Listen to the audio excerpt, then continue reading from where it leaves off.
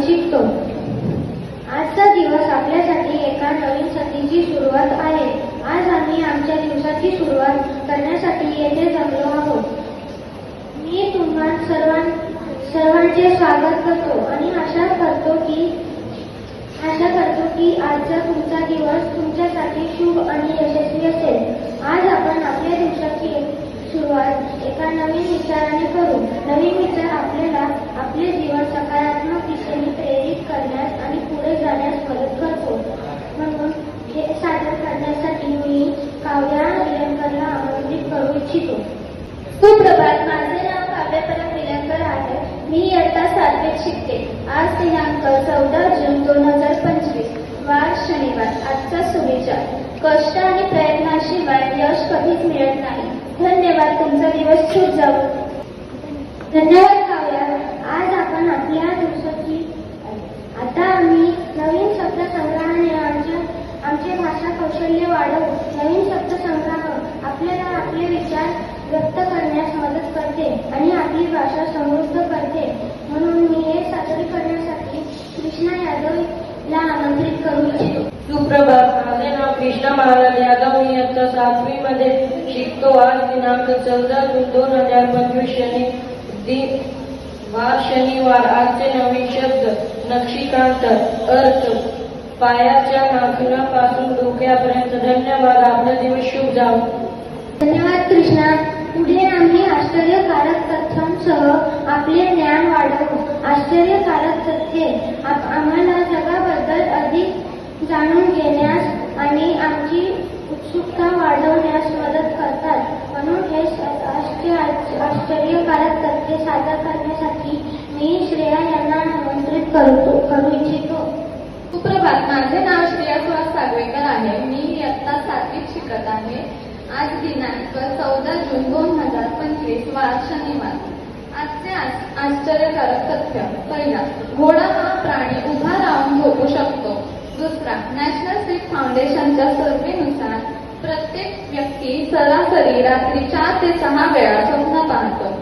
तिसरा, एक मनुष्य त्याच्या संपूर्ण जीवनामध्ये साधारणपणे तब्बल 35 टन अन्न खातो. धन्यवाद. तुमचा दिवस शुभ जावो. आजच्या काळाचे महत्त्व जाणून घेणे देखील खूप महत्त्वाचे आहे. हे आपल्याला इतिहास व संस्कृतीबद्दल जाणून घेण्यास मदत करते आणि आपल्याला देशाच्या समृद्धीसाठी योगदान देण्यात ही मदत करते. म्हणून आजचे महत्त्व सादर करण्यासाठी मी आयन तन्वीला आमंत्रित करतो. सुप्रभात. माझे नाव आयन रमेश तन्वी आहे. मी इयत्ता 6वीत शिकतो. आज तारीख 14 जून 2025 दिन शनिवार. पहिलं, 14 जून ला जागतिक रक्तदाता दिन म्हणून साजरा केले जातो.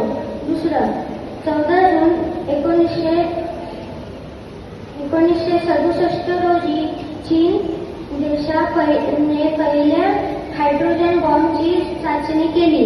धन्यवाद. आणि शेवटी आम्ही ताज्या जगभारतातील अद्ययावत राहू. हे आपल्याला जगातील घडामोडी जाणून घेण्यास मदत करते आणि आपण आपल्या शोभावतेच्या समस्यावर चर्चा करू शकतो. म्हणून आजच्या बातम्यांसाठी मी 7 ला आमंत्रित करू इच्छितो. सुप्रभात. माझे नाव सुनील चप्पल. मी इयत्ता 7वी मध्ये शिकतो. आज दिनांक 14 जून 2025 वार शनिवार. आजचे समाचार: राष्ट्रीय समाचार. अहमदाबाद विमान अपघात स्थळावरून आतापर्यंत 270 जणांचे मृतदेह सापडले. दुसरे, दक्षिण आफ्रिकेमधील कॉम्रेड्स मॅरेथॉनमध्ये रत्नागिरीच्या प्रेमोक्तींचा इतिहास. आंतरराष्ट्रीय समाचार. गाझात बिनशर्त युद्धबंदीच्या ठरावावर भारत राहिली तटस्थ. पाकिस्तान नंतर इराणचे हवाई क्षेत्रही बंद. विमानांना सावलीच्या आकाशातून जावे लागले. खेळ समाचार. पहिले, गुरुजी सिंगचा सुवर्णने नेम विश्वचषक साजरी सुवर्णनेटे पुष्कर कार्यक्रमचे नाबाद शतक दक्षिण आफ्रिकेला कसोटी विश्वविजेते पदापासून 69 धावांनी दूर. धन्यवाद सर. तुमचा दिवस मजेशीर आणि आनंदाने भरलेला आहे आणि तुमची ध्येय साध्य करण्यासाठी प्रवृत्त राहा. आपण सर्वांनी आजचा दिवस सकारात्मकतेने आणि उत्साहाने घालवू. धन्यवाद. तुमचा दिवस शुभ असो. Good morning everyone. Myself Nushad Silva from class 4. Today I will tell you two words about father. On third Sunday of June, Father's Day. Father's Day is celebrated. I wish Happy Father's Day to every father in the world. Father loves his children, but he never displays his emotions. He protects family and prepares children for good life. Everyone always talks about love of mother and about her sacrifices. But we should keep in mind about our father's hard work. My father's name is Tausif. He works as civil engineer. I love my father very much. Last but not least, I like to share one line about father in Marathi, that is, छोट्या मोठ्या गोष्टींना आपण लगेच आईचं म्हणतो, पण एखादा मोठा ऍक्सिडेंट बघितला तर बापरे म्हणतो. That is father. और एक छोटी सी कविता हिंदी में. मेरे लिए आप ही सबसे महान हो. अगर मेरी माँ मेरी जमीन है तो पापा आप मेरा पूरा आसमान हो. Thank you end have a nice day. Now I would like to call Sanvi Gavas to deliver speech. Good morning everyone. My name is Sanvishwari Gavas from class 9. Today I will be giving speech on Father's Day. On this special day, we want to express our heartfelt gratitude and love for the person who had made a profound impact on our lives. You have been our guardian light, teaching us valuable lessons and helping us grow into responsible individuals. Your selfless love and care for playing a significant role in shaping us into a people we are today.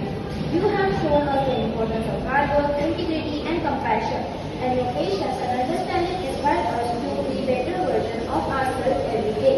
We are deeply thankful for the sacrifices you have made for us, often putting our needs before your own. Your unwavering support and encouragement have helped us build confidence, overcome challenges, and chase our dreams with passion. We cherish the memories, laughter, and moments we have shared, and they continue to motivate us. As we grow older, we realize more and more how lucky we are to have a father like you. Your presence in our life is a blessing, and we are grateful for your unconditional love, guidance, and support. Happy Father's Day. We love you and appreciate everything